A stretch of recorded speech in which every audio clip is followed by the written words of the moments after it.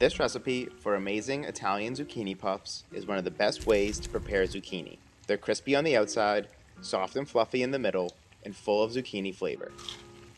Let's begin by removing the ends from 2 medium-sized zucchini and grate them using the large holes on a box grater. Once you get about 2/3 of the way through, you can turn it on its side to make it easier. After all the zucchini has been grated, place it into a strainer over a bowl. Sprinkle over and mix in 2 big pinches or about 1/4 teaspoon of salt. Zucchini is full of water, which we don't want to add to the fritters, so the salt will help draw out the moisture.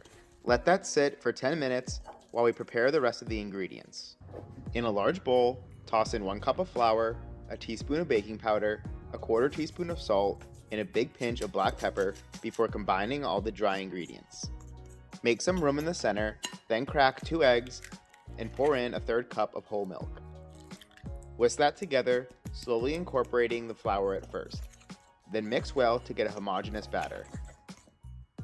Next, add 1 clove of minced garlic, 2 tablespoons of finely chopped parsley, then 1/3 cup each of freshly grated Parmesan cheese and Pecorino Romano.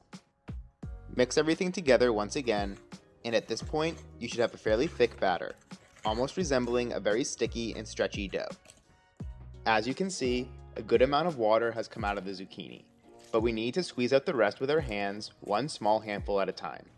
Once you've got all the liquid out of the zucchini, add it directly to the bowl. Combine it all together one last time, and since the zucchini still has some moisture, it will actually help to thin out the batter slightly. The final result should be thick, but still slowly fall off your fork or spoon. In a frying pan with fairly high edges, heat up about 1.5 inches of frying oil to 350 degrees. Using a small spoon, scoop about a tablespoon of batter out of the bowl, running it against the sides to even the shape. Carefully slip it into the oil using a second spoon. Drop in about 8 to 10 fritters at a time, and nudge them around with a fork so they don't stick together. The baking powder and eggs is what allows them to puff up so they almost double in size. You should let them fry on the first side for about 3 minutes or until they have a nice golden color but aren't too dark. Flip them over using a pair of forks and let them cook on the second side for 2 to 3 minutes, tossing them again if needed to ensure they're colored evenly.